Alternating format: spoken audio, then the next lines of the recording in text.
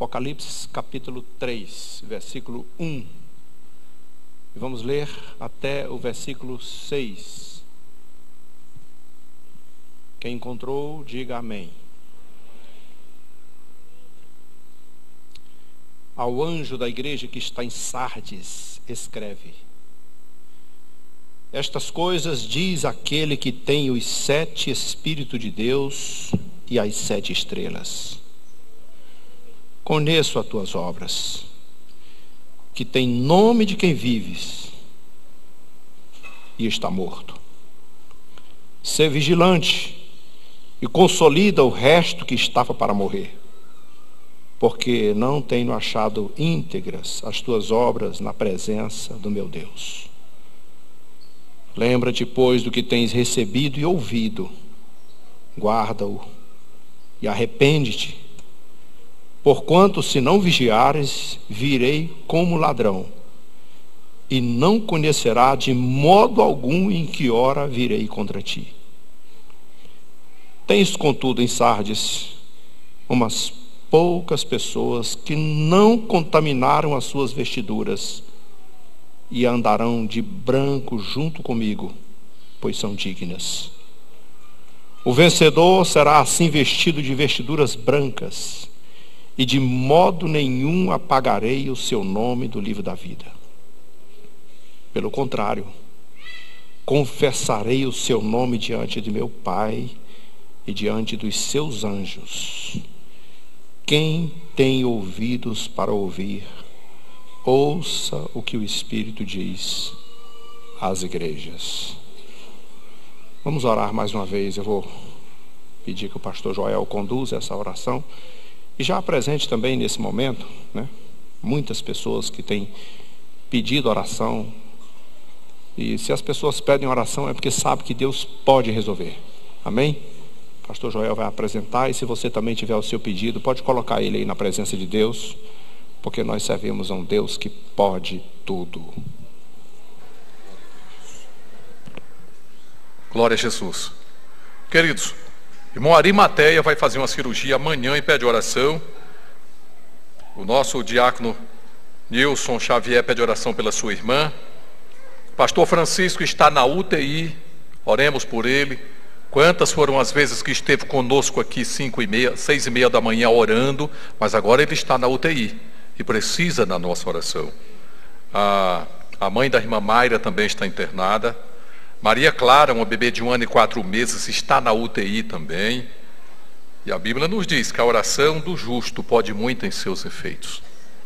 Nós vamos fazer estas orações pelos enfermos e orar também pelo pastor Natanael, que será mais uma vez o instrumento de Deus na transmissão de sua palavra para os nossos corações. Amém? Você crê assim? As pessoas que estão necessitando de oração também, levanta sua mão direita assim para o céu, caso você possa. Deus vai entender, e aí você vai estar orando comigo, para que o Senhor possa intervir e operar um milagre agora na sua vida, e na vida destes que estão lá no leito, impossibilitados até de estarem aqui conosco cultuando ao Senhor. Oremos, portanto. Amantíssimo Deus, neste momento, Senhor, quando a tua igreja está com sua mão direita levantada, e eu, Senhor, apresentando também a ti estes pedidos de oração, Pai querido, chegamos ao teu trono de glória neste momento, Pai, suplicando a ti, Senhor, que uses mais uma vez de misericórdia para com os teus servos que estão lá nos hospitais, nas UTIs, como também os que estão no leito em casa sem poder até se congregar. Meu Deus, são nossos irmãos, Senhor, que clamam pela tua intervenção divina. Pai, outros mais aqui estão, porém sofrendo com problemas diversos, e tu conheces o coração e a necessidade de cada um. Senhor, que o teu poder neste momento se manifeste, aleluia, e que o teu milagre venha acontecer nestas vidas, para a glória do teu santo nome. Assim nós te oramos, meu Deus, que a tua intervenção aconteça na vida dos teus filhos. Pai bendito, te oramos também apresentando mais uma vez o teu ungido, Pai, que será o teu instrumento na transmissão da tua palavra.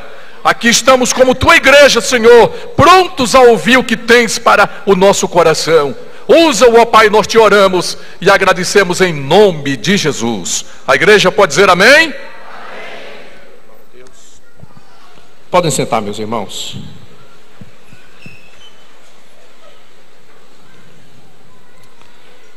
Só para vocês se recordarem, acho que citei isso na semana passada. Um episódio lá do Antigo Testamento, onde Samuel, profeta de Deus, foi até Belém, na casa de Jessé, um pai de famílias com 8 filhos, para escolher entre os seus filhos o rei de Israel. Naquela ocasião, depois de todas as instruções do profeta, Samuel arrumou seus rapazes, colocou-os em fila, e ambos passaram à frente do profeta para ele fazer a escolha que havia sido determinada. Quando apresenta-se o primeiro, diz o texto, muito bonito, muito forte, muito alto, cabeleira de chamar a atenção. O profeta Samuel, humanamente, como todos nós, olhou impressionado para aquele homem e pensou consigo: acho que o Senhor me trouxe aqui por causa disso. Com certeza, aí está o ungido de Deus. É tudo que a gente precisa. Mas quando ele se apressou para ungir aquele jovem, Deus o tomou e disse: não, esse não. Você só vê como homem, consegue ver apenas o que está no exterior. Você não vê por dentro. Eu sou Deus, eu vejo o coração. E hoje, diante desse texto, nós temos uma igreja muito interessante. A igreja de Sardes, nesse contexto, não tem consciência da sua sonolência religiosa. Ela pensa que está cheia de vida, mas interiormente está morta. Veja que situação. Caiu na morte espiritual. E ela tinha sido no passado uma capital, a capital do reino da Lídia, no tempo do rei Cresso, 6º século antes de Cristo. Ainda era uma cidade muito rica nesse momento, importante na Ásia Menor, com toda a indústria de tapetes, que era a sua principal atividade econômica. E ao que parece, o local tinha um certo renome em algumas áreas, e a igreja também tinha um certo renome. Frequentemente nós julgamos os outros pela aparência. Observamos o comportamento e tentamos entender os motivos.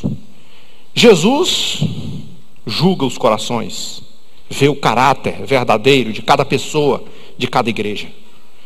E olhando, e quando ele enviou essa carta, por exemplo, ao mensageiro da igreja de Sardes, ele contrariou a impressão popular, porque apesar da reputação da igreja, forte, ativa, poderosa, Jesus viu as suas falhas e sabia que aquela congregação estava morta.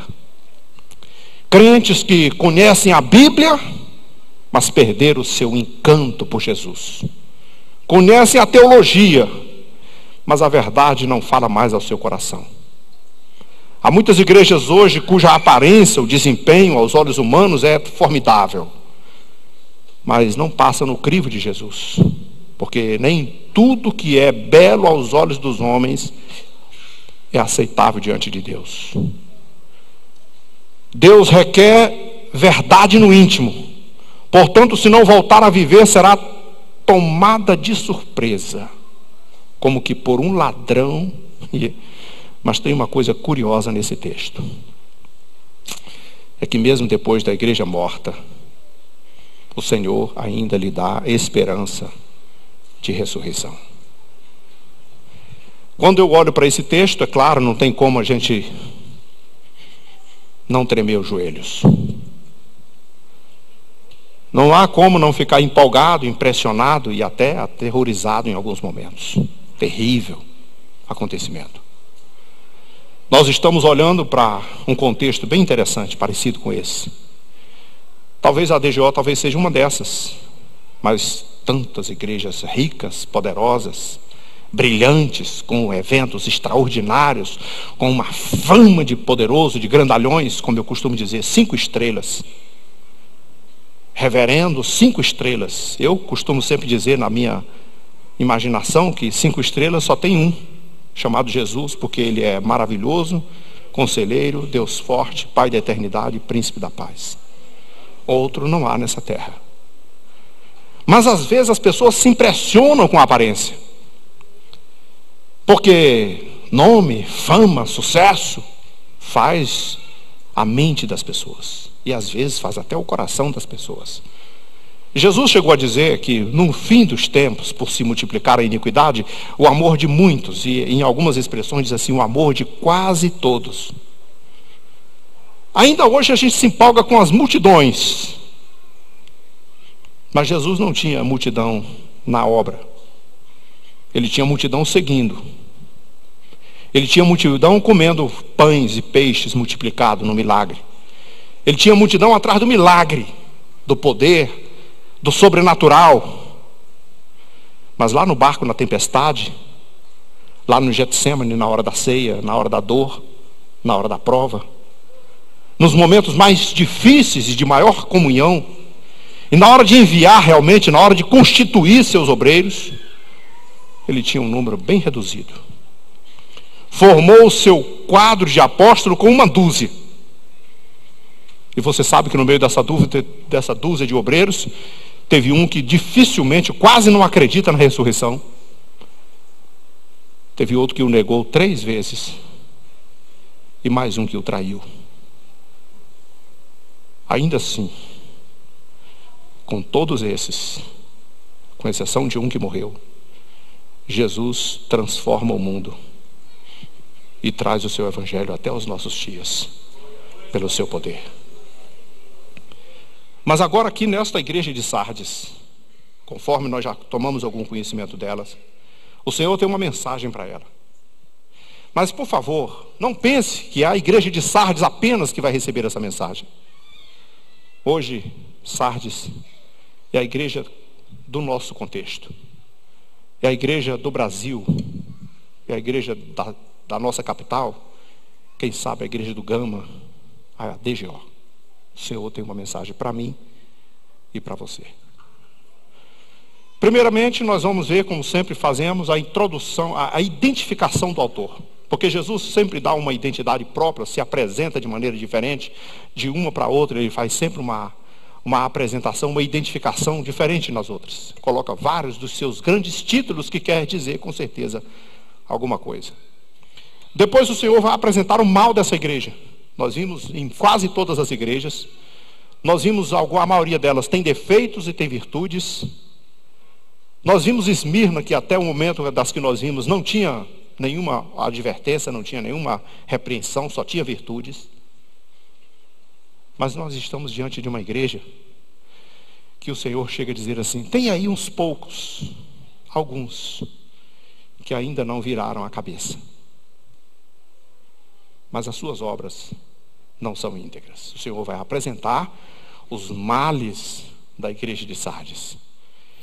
E aí depois, o Senhor vai também apresentar o lado vivo da igreja, porque o Senhor não é aquele Senhor que apresenta apenas o lado morto. Ele não é aquele que acusa apenas, coloca só os defeitos. Ele apresenta também as virtudes. Eu vou pedir para você tentar diminuir um pouco do grave aqui, que tem uma sobrinha aqui, por favor. Pois bem, quem é Jesus nesse texto? Como ele se apresenta? Assim diz aquele que tem os 7 Espíritos de Deus e as 7 estrelas. Todo poder e todo conhecimento, bem como todo controle sobre todas as igrejas e sobre todos os pastores das igrejas, é aquele que tem os 7 Espíritos de Deus. Não pense você que outra coisa mais poderosa no mundo, a não ser o Espírito Santo de Deus. O Espírito Santo de Deus é o que move tudo, é o que move a igreja, é o que move os pastores, é o que move todas as necessidades. E é por isso que o Senhor diz assim: eu sou aquele que tem a onisciência, a onipotência, que consigo enxergar todas as coisas, que consigo ver quem faz, quem não faz, quem pensa, quem não pensa, quem diz, quem não diz, quem age, quem não age, quem conhece, quem não conhece. Eu conheço tudo. Em todas as cartas o Senhor sempre vem dizendo detalhadamente: eu sei quem é você, eu sei quais são as tuas obras, eu sei onde você habita, eu sei o que você pensa, eu sei onde você anda. Por que não dizer: eu sei onde você dorme, eu sei o que você imagina, eu sei tudo que se passa no interior do seu coração. Eu sou aquele que tem os 7 Espíritos de Deus e tem também na sua mão as 7 estrelas e tem controle sobre tudo. O Senhor está dizendo que a igreja do Senhor, os obreiros do Senhor, os pastores da igreja, a igreja estão todas sob seu controle absoluto. Ele as tem como sua propriedade exclusiva. Quando você parar para pensar nisso, é bom você refletir e dizer assim: ó, o Senhor tem aqui na minha mão, o Senhor tem tudo aqui. Ele controla as igrejas, os seus mensageiros, pelo poder do Espírito Santo. Ele trouxe você aqui nessa noite. Ele determinou de certa forma, com alguma forma, aquilo que eu vou dizer nessa noite. Eu não sou nenhum, vamos dizer, não sou nenhum doutor. Eu não sou o dono dessa palavra, eu não sou o responsável por essa palavra. Eu sou apenas um sujeito que pegou aqui, conheceu, tomou de conhecimento, recebeu para si, também levou a sua correção, e aí trago para vocês aquilo que eu recebi do Senhor. Mas tudo isso está no seu plano. Foi Ele que escolheu, foi Ele que determinou, foi Ele que fez todas as coisas pelo poder do seu Espírito Santo. Seria muito incomum se nós tentássemos dizer aqui: olha, eu posso afirmar que aqui eu vou fazer isso, vou fazer aquilo. Não, aqui não tem nada. Ninguém sabe o que vai acontecer nos próximos minutos. Pode ser que eu não termine esse sermão, o Senhor venha e arrebate sua igreja. E pode ser que você não saia daqui hoje sem antes receber o seu desafio, o seu confronto. O Espírito de Deus quer falar com você no seu coração, deixar você entender o que Ele move, que mexe com você no seu íntimo. Coisa que você jamais comentou, coisa que você jamais falou, coisa que você jamais teve coragem de pensar alto, mas que o Senhor sabe que se passa no teu coração, e está dizendo assim: sei de tudo, conheço tudo, e você está na minha mão. Quando eu penso nessa questão da mão do Senhor, e de vez em quando eu já usei em outras ocasiões essa ilustração, é porque antigamente, quando a gente comprava feijão, né, na feira, a gente não comprava naquele saquinho, né? Que hoje o saquinho vem todo embaladinho, já com colado, né? Você não consegue ver o feijão.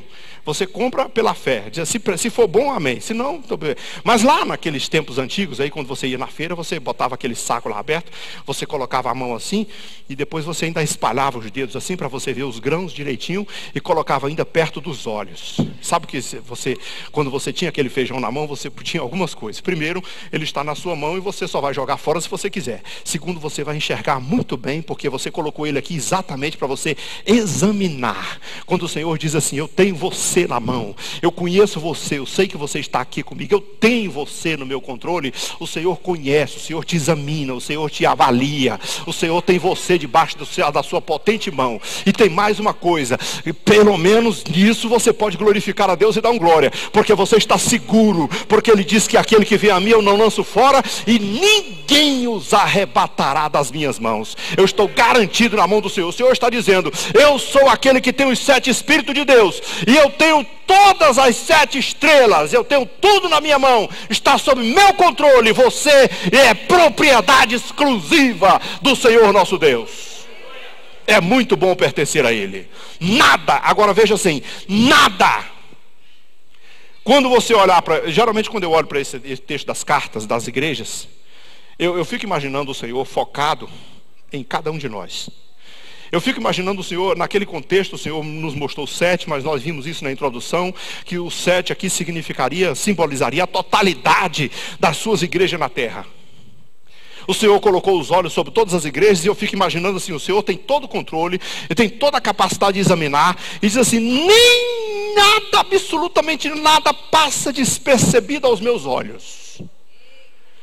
Tudo que está se passando no meio das suas igrejas, Tudo que está se passando no meio das igrejas locais e no meio da igreja completa, a igreja universal, a igreja que é do Senhor, como a sua totalidade. Não importa se está aqui ou nos confins da terra, não importa se é americano ou norte-americano, não importa se está na África, na China, no Sul, onde quer que esteja. O Senhor olha para todas as suas igrejas e tem o controle, visualiza todos e sabe exatamente o que se passa nela. Não há como me ocultar do Senhor. Lembra do Salmo 139? Para onde fugirei da tua face? Eu posso pegar as asas da alva e subir a mais alturas. Eu posso descer ao mais profundo dos mares, no mais profundo abismo. Posso me esconder no recôndito, onde eu bem imaginar. Eu não posso fugir da tua presença, porque para onde quer que eu vá, os teus olhos me seguem e a tua mão me guia. Eu não posso fugir da tua presença. O Senhor conhece os meus pensamentos, sabe da palavra que eu vou dizer antes dela sair da minha boca. Olhou o meu corpo se formar quando não existia nenhum dia da minha vida, contou os meus dias antes que o primeiro viesse a chegar. Não há nada que falte ao teu controle. Nós estamos falando de um Deus que é o dono da igreja, que tem o controle da igreja, que é o dono dos pastores, que tem o controle dos pastores, que tem total domínio sobre todos aqueles que estão na terra, e está dizendo: eu sou aquele que tem os 7 Espíritos de Deus, eu tenho a plenitude do Espírito e conheço tudo. É isso que ele está dizendo. Tudo, nada passa despercebido aos olhos de Deus. É por isso que esse texto chamou a atenção do Senhor. Eu vou lembrar a vocês uma história. Certa feita, Jesus estava com seus discípulos numa jornada lá pela seca, pela Palestina, pelos lugares quentes, perto do meio-dia, ou quem sabe até um pouco mais, cansado de tanta lida, de tanta caminhada, e a fome lhe bateu. Jesus com seus discípulos não tinha talvez um comércio por perto do estabelecimento. Jesus olhou a certa distância e viu uma figueira com folhas. Olhou para longe e disse: olha, quem está falando isso é Jesus. Vamos lá naquela figueira. Pode ser que haja alguma figueira, algum figo naquela figueira. E Jesus então se desloca do seu caminho. Provavelmente tinha saído da rota da sua jornada, voltou e foi até aquela figueira. Mas chegando lá, olhando para cima, não tinha figos. Impressionante que quando você olha para os detalhes do texto, o texto faz questão de dizer que não era tempo de figos. E a gente só vai entender isso quando conhece a cultura do povo. Então por que Jesus deu uma viagem até lá se não era tempo de figos? Porque o texto também diz que a figueira tinha folhas. E naquele ambiente, naquele lugar, quando a figueira tinha folha, ela tinha fruto, porque nessa ocasião todas as folhas caíam e elas ficavam apenas o pau seco. Aí quando Jesus chega lá, que olha para cima, não tem figos. E ironicamente Jesus amaldiçoa aquela figueira e diz: figueira, nunca mais dará fruto. E o texto diz que ela secou até a raiz. Que sentença difícil. Por que Jesus fez isso? Porque ela mentiu para Jesus.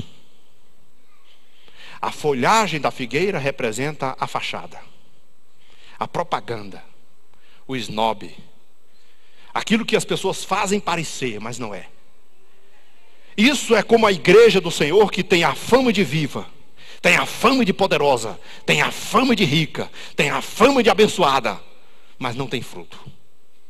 É uma igreja ou um pastor ou um pregador que tem a fama de 5 estrelas, famoso, conhecido, empolgante. Uma igreja que aparece com todas as pompas e com todas as honras, e às vezes até financeiramente muito bem abastada, mas não tem fruto.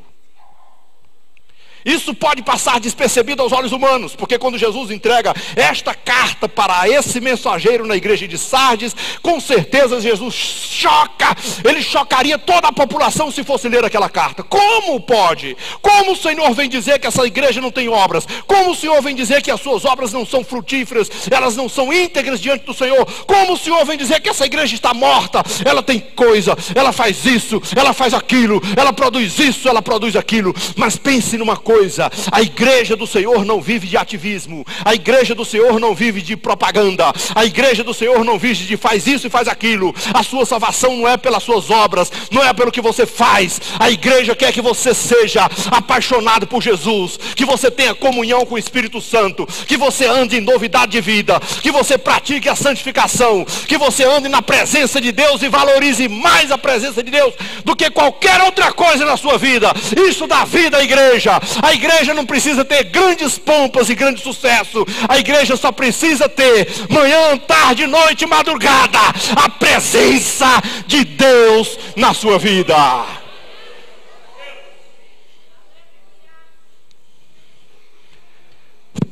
Então o Senhor diz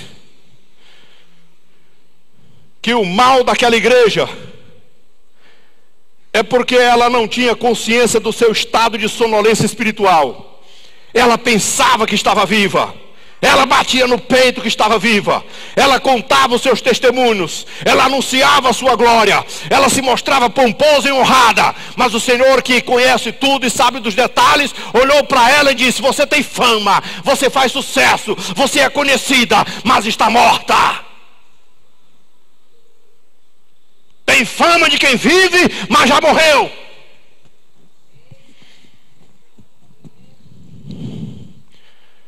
Ainda bem que vocês estão sentados, porque como eu estou em pé, os meus joelhos estão querendo bater palma.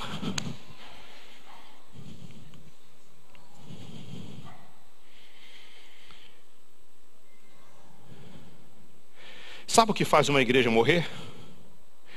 Ela apartou-se da pureza da palavra de Deus. Sabe o que faz uma igreja morrer? Ela deixou de pregar a palavra para pregar valores humanos. Ela deixou de ser verdadeira na sua mensagem para pregar a política, a propaganda que engoda, que engrandece os seres humanos. Ela trocou a glória de Cristo pela glória do homem. Ela substituiu o poder de Jesus pelo poder dos anjos, e disso ou daquilo outro. Ela deixou de pregar o evangelho que transforma a vida para transformar apenas, para falar apenas do evangelho que faz milagre sobrenatural, mas que não, maior do que qualquer milagre na vida é o milagre da sua salvação. É o seu nome escrito no livro da vida.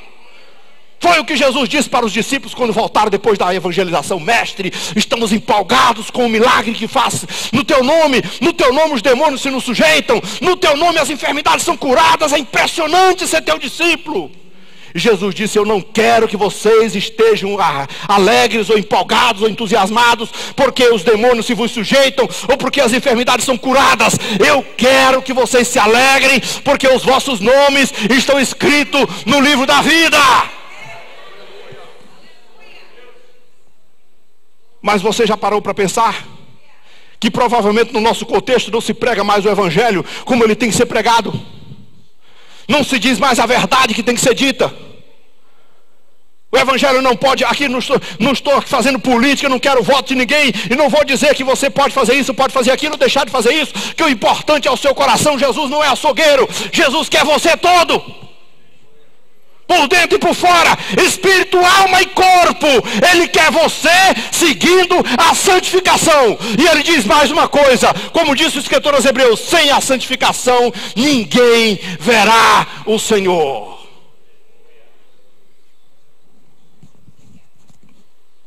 Falta integridade nas tuas obras. Além de você ter se apartado da pureza da palavra, faltou a integridade. Sabe que quando eu vejo que faltou a integridade nas obras, é porque às vezes as pessoas têm necessidade de dizer uma coisa que ele não fez, contar uma coisa que não aconteceu. Isso acontece até nos noticiários evangélicos. Foi feita uma cruzada não sei aonde, 2.000 pessoas aceitaram Jesus. Você chega lá, foi 10. Isso acontece, a mídia é assim. São famas e propagandas. Nós estamos com não sei quantos missionários, e tantos isso e tantos aquilo, porque Deus fez isso, fez aquilo.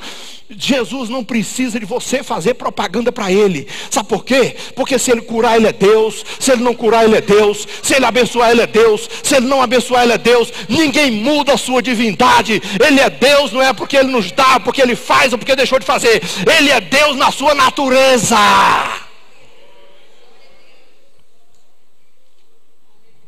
Então é muito melhor que as obras sejam íntegras, sejam verdadeiras, sejam honestas. É muito melhor que o cristão se preocupe muito mais com o seu nome lá na sociedade, com as coisas que faz. Porque as pessoas pensam assim, tem gente que diz assim, não me importa o que pensam de mim. O importante é o que eu sou no meu coração. Será que é assim? Eu então vou contar para você o que Jesus pensou disso. Jesus chamou os seus discípulos e perguntou, vocês que andam por aí, escuta a opinião de todo mundo, o que falam de mim? Quem dizem os homens que sou? E Jesus ouviu a opinião deles. Alguém diz que o Senhor é profeta. Vi alguém dizer que o Senhor é o próprio Elias. Outro me disse que o Senhor era João Batista. Ninguém falou que era caloteiro? Ninguém falou que era picareta? Ninguém falou que enganava o povo na rua? Não. Disseram que tu és Jeremias, te viram chorando, sensível, profeta, né? Todo mundo fala que o Senhor tem assim.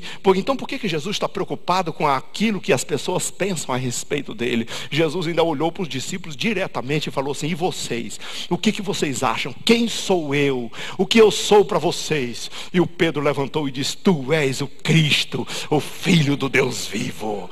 É preciso que nós entendamos uma coisa, a nossa reputação sim vale muito. É preciso você saber que você não é um cristão só dentro da igreja. Você é um cristão lá onde você trabalha. Você é um cristão lá na sua vizinhança. Você é um cristão lá na hora que você compra o pão e recebe o troco. Se você receber a mais, você tem que devolver. Você é um cristão dentro do ônibus, dentro do carro. Você é um cristão em qualquer lugar da sua vida. Você precisa manter íntegra as suas obras, em todos os contextos, na igreja, no reino de Deus, onde quer que você ande, porque você representa o reino de Deus aqui na terra.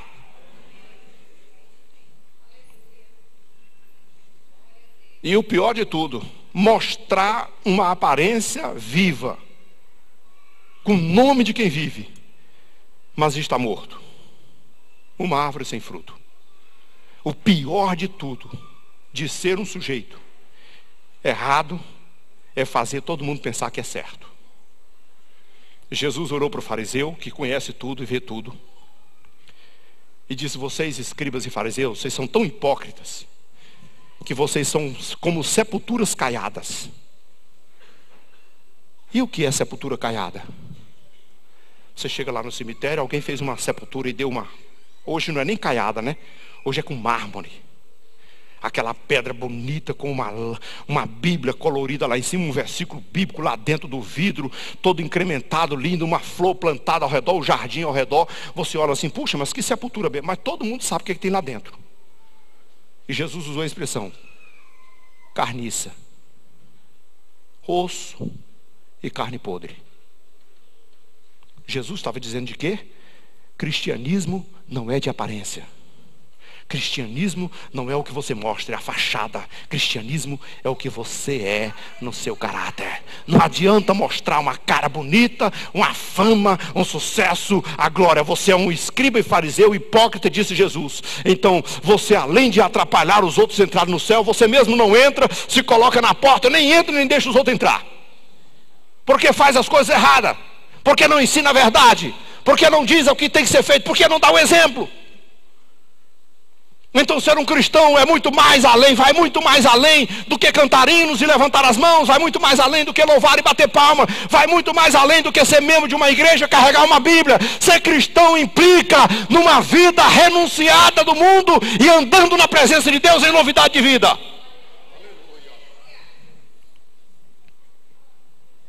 E ainda tem um detalhe, a displicência. O Senhor chamou a igreja e mandou a igreja vigiar.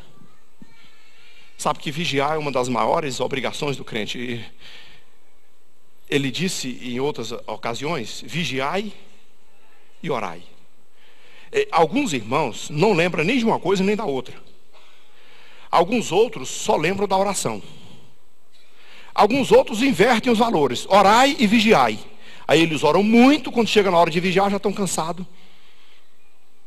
Aí não vigia. Jesus, observa o texto, a sequência como ele disse. Vigiai e orai. É para você ter a atenção. Porque ele diz assim, porque se você não vigiar, eu virei a ti como um ladrão. Alguém aqui já foi roubado? Quem não foi roubado, né? Nesse Brasil, né? Às vezes o irmão chega lá, bota o carro dele na frente da padaria ou da farmácia, corre lá, compra rapidinho, ele vai numa velocidade. Mas gente, como é que pode? A chave está no meu bolso. Eu estou com... Mas como é que pode? Cadê meu carro que estava aqui? Você viu alguém? Não, não vi não. Mas você não viu um carro que estava estacionado aqui? Também não vi. Mas não é possível, você viu? Não. Passou aqui, não tinha ninguém aqui nesse momento? Não, não vi ninguém. Ladrão não deixa rastro. Ladrão não faz barulho. Ladrão não avisa a hora que chega. Ladrão entra e sai sem ninguém perceber. Jesus está dizendo, se você não vigiar, eu venho a ti como ladrão. Você não vai perceber a hora, você não vai perceber quando eu entrar e sair, você não vai notar a minha presença. Eu vou levar tudo que você tem, eu vou levar o que tem de melhor, e você vai ficar olhando para um lado e para o outro, procurando onde está, para onde foi, quem levou, o que aconteceu. E tem mais uma coisa, eu não aviso a hora. Eu venho na madrugada, na noite, de dia, não importa a hora. Eu venho na hora que você não espera. Eu venho na hora que você não está preparado. Então, vigiai.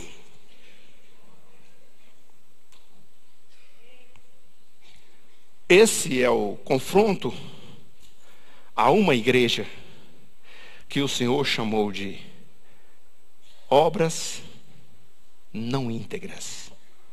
Eu conheço as tuas obras e elas não são íntegras diante de Deus.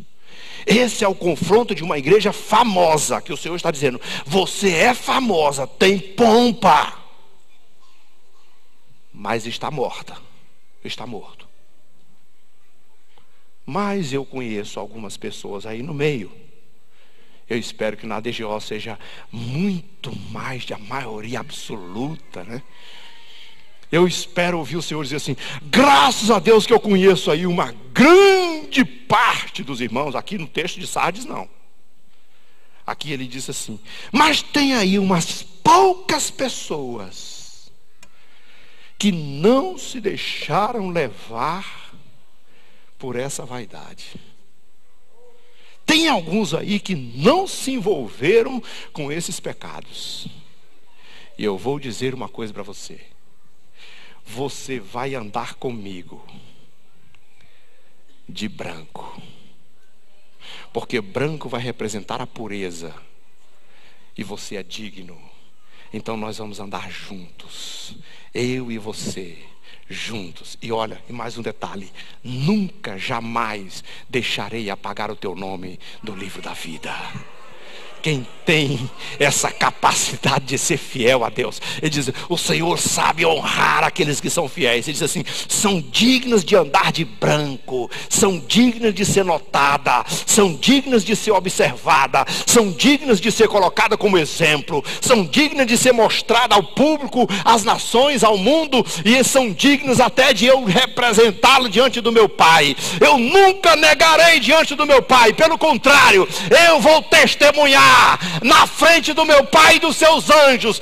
Esse é digno, porque guardou a minha palavra, andou no meu caminho, obedeceu às minhas ordens, e vai andar comigo de branco, e o seu nome permanece escrito no livro da vida.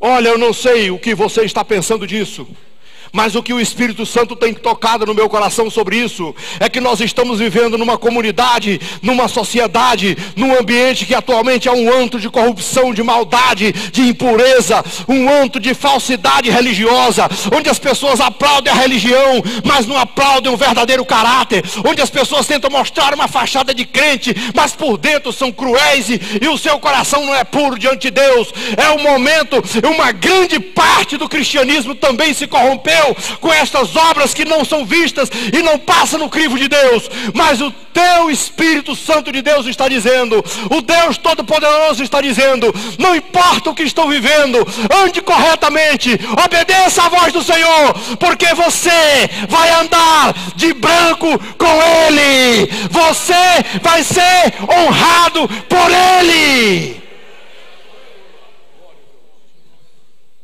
Sabe por quê? Porque de vez em quando na sociedade que nós estamos vivendo, eu não sei por que algumas pessoas dizem assim, todo mundo está fazendo, eu vou fazer também. Eu não sei por que as pessoas têm que ser, todo mundo tem que ser Maria vai com as outras, né? Porque fulano está fazendo isso, é obrigado você fazer. Porque fulano mente, é preciso você mentir. Porque alguém se corrompeu, é obrigado você se corromper. Porque alguém está fazendo isso, fazendo aquilo de errado, então eu vou fazer também. Não. Você não tem um outro padrão, a não ser aquele que o Senhor colocou na sua mão. O seu padrão não é o que o mundo faz.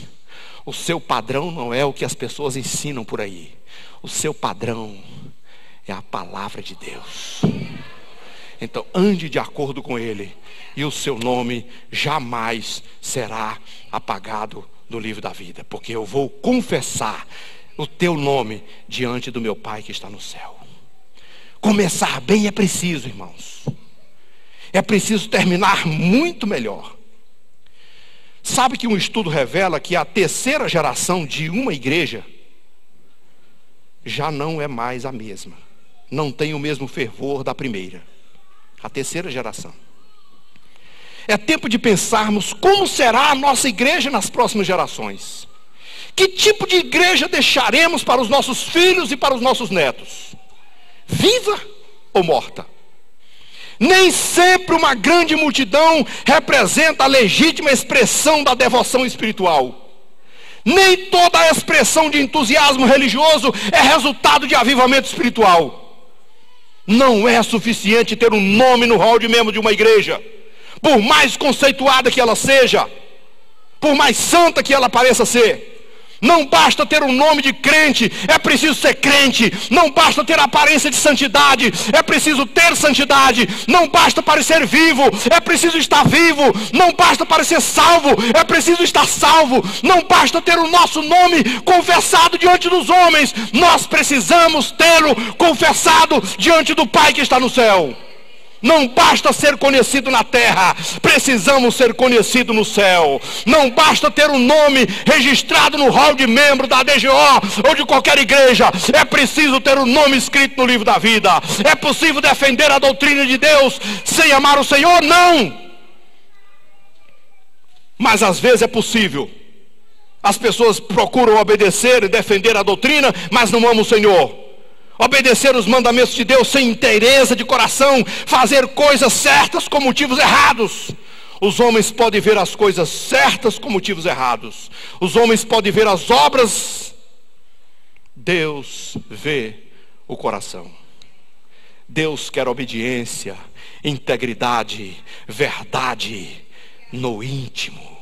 Portanto, devemos olhar para essa carta à igreja de Sardes, não como uma relíquia, como um tesouro escrito há tanto tempo, mas como um espelho, onde nós vemos a nós mesmos, e ainda ouvimos o Espírito de Deus falar, e o Senhor falar. Quem tem ouvidos, ouça o que o Espírito diz às igrejas. Eu quero convidar você para ficar em pé.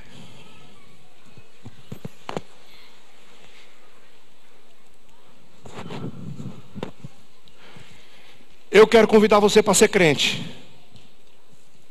Você que não é crente ainda, você que não está ainda no caminho do Senhor. Você diz assim, mas você é louco, depois dessa eu quero correr por aquela porta e ir embora e nunca mais voltar.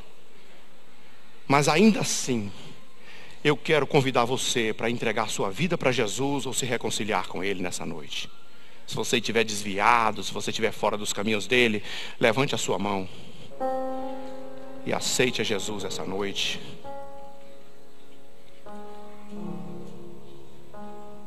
E aceite-o como Senhor da sua vida. Tem alguém nessa noite que quer voltar para Jesus?